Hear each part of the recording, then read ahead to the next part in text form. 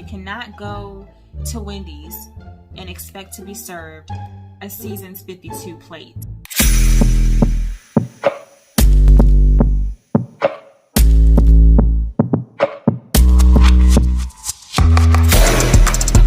So many things came left and right today. I can tell whenever I have a topic that's really going to hit home, some of every element comes in and tries to block the video from being recorded.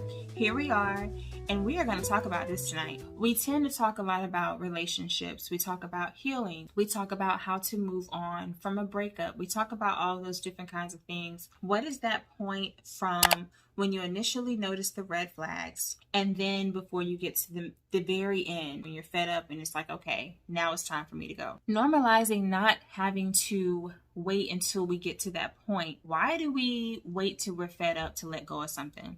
Why do I have to wait until I am stressed out? I've vented to as many of my friends and family that I've trusted, and I've prayed over this person that doesn't want to change. I've put so much into someone till I'm completely depleted. And when we notice that this is a pattern, when it happens more than once, so it can happen twice, why do I have to wait till I'm at that point before I decide to say enough is enough? I was talking with a friend the other day, and it really just confirmed this topic that I already had written to talk about in that conversation. This doesn't have to just pertain to a relationship.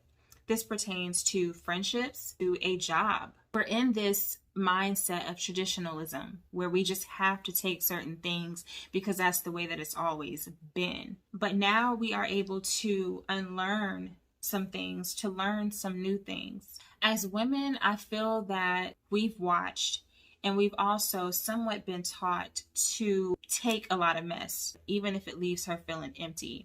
You should never have to stay seated in something where love is no longer being served. You are allowed to get up and leave. You are allowed to voice your opinion. We no longer have to silence ourselves because of a male ego. You do not have to wait until you've reached the very end. Number one, you live in the past. You live in the memories of the past instead of the present. For me, I know that I would get caught up in how things used to be. Once upon a time, things were good.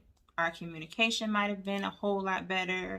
My attraction to you was better. I actually liked you. Loving somebody, love takes on a whole new meaning. But I also want to like who I'm in love with. You disrespect me. You've humiliated me. You've embarrassed me. You've hurt me. You've involved other people. Living in the past does not help what's going on in the present. The person that you're dealing with is who you're dealing with now in this current moment, not who they were, unfortunately, when you first met them. People change, and sometimes it's not that he or she may have changed, it's who they always were. Your eyes are now opened and you're now seeing a lot of things that you didn't see in the beginning. Never feel like you have to stay stuck in a relationship. You do not.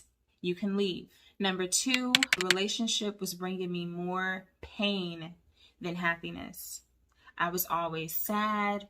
I was always stressed out in my head about so many different things that were happening, how, why, and it was unfair. I was receiving more pain, less joy, more pain, less joy. I felt emotionally exhausted. You don't want to wait till you get to that point where you're literally so drained and so exhausted that you have nothing left to give. Number three, I also thought that staying for as long as I could, that the person would eventually change. A lot of times when you stay with someone who you're looking to change, that means something is not right. Something is not up to your standards. It's not up to your expectations. Who a person is as an individual is who they are.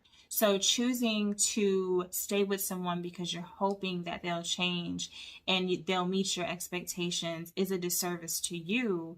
And it's also putting a false expectation on someone who may not be able to meet those expectations. So a lot of times when we're with the wrong person, we find ourselves having to try extra hard. It's as if we're doing on-the-job training. We're trying extra hard. We're trying to get this person to be right for us, when in reality, that's just not your person. Waiting for a change that you may never see. I kept justifying his actions So think about a relationship that you were in, and there's something that they used to do or say that you knew wasn't right, but you kind of found yourself making excuses for them. And I think a lot of women who are in physically abusive relationships can definitely relate to this, where you're making excuses for why he does this to you. And I believe that a lot of times we try to justify the actions of those that we love to kind of create a space between our own embarrassment, our own humiliation, and what they do, to make it seem as though we're not as insecure as we actually are. Never try to justify somebody else's actions at the risk of losing you. When you find that you have addressed certain issues over and over and over again, you've gotten consistent apologies, but you don't get changed behavior. An apology without changed behavior is just a false apology. It's just you telling me that you're sorry, but you're not actually sorry because your behavior has not changed. It's the same. So when you find yourself in a relationship where the same issue and situation keeps reoccurring, even after you've addressed that you don't like the way it makes you feel, this isn't right, don't do this, don't say this, if that same thing keeps reoccurring, once it's become a pattern, it's not going to change. You have to let it go. I promise you, this is nothing but wasted time. I was with somebody who I cared a lot about, but unfortunately, the longer I stayed, the more hurt I endured. Okay, if I stay, it'll give it time for this person to see. When you are with someone who was written and purposed for you, you will get it right the first time. There is one thing to have a physical wound, but when someone emotionally hurts you, especially when it's over and over and over again, I honestly feel like emotional hurt can hurt a whole lot worse than physical. And then as long as you are with the person that is causing that same emotional hurt, it hurts 10 times worse. And in my opinion, emotional wounds can be the hardest to heal. When I saw myself getting to this point, I also noticed that they were putting in little to no effort into the relationship. It got to the point where I saw myself putting more effort into the relationship than they were.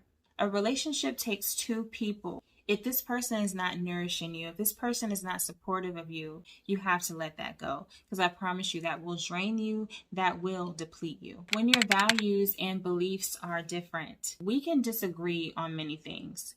We can have different conversations and see things differently from different points of views and perspective. I actually think that's healthy in a relationship to not always agree on the same thing.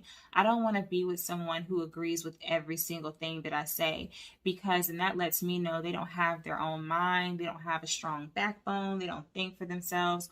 I want someone who's really strong in their mind and who does not mind disagreeing respectfully with me on different things. But there are some things that we cannot not have in common. And above all, that is our faith. Our faith has to be aligned. If that is not together, there is no way, I don't care how happy we are in every other aspect of our relationship. If we are not on the same page in our faith, it is not going to work. We cannot build a solid foundation on shaky ground. When the relationship is holding you back and preventing you from moving forward in your individuality, I feel like any relationship that you're in, whether it is a friendship, if that person is holding you back and preventing you from reaching your goals and really focusing, then that is not someone that you need to be connected to. I was in this kind of relationship before. Right before I got to the fed up stage, I felt like they were preventing me from moving forward with some things, like the goals and things that I had set, because I was so stressed out about them. There was just so much emotion and negativity and anxiety with that relationship. It stopped me and prevented me from doing things that were healthy for me because I was so occupied with what we had going on and what he had going on. But when you get to a place where you're not growing, that means that you've outgrown each other and it's time to let go. As always, I really hope this video was helpful to you. I hope that it sheds some light on a situation if you're currently going through this. And again, you can apply this to not only relationships, but also friendships. We outgrow some people. We hold on a bit too long. Thank y'all so much for the love that y'all showed in the last video and your comments. I really appreciated that. I really like it when we're able to go back and forth, whether we agree or disagree. We do it respectfully. So I really thank y'all. When YouTube sees the comments and they see that the video is getting interaction, it helps them to feed my videos throughout YouTube and other channels so that other people can find me. So do know that you are also being a huge help when you do that. Thank you again for watching, and I'll see you guys in the next one. Love y'all. Bye.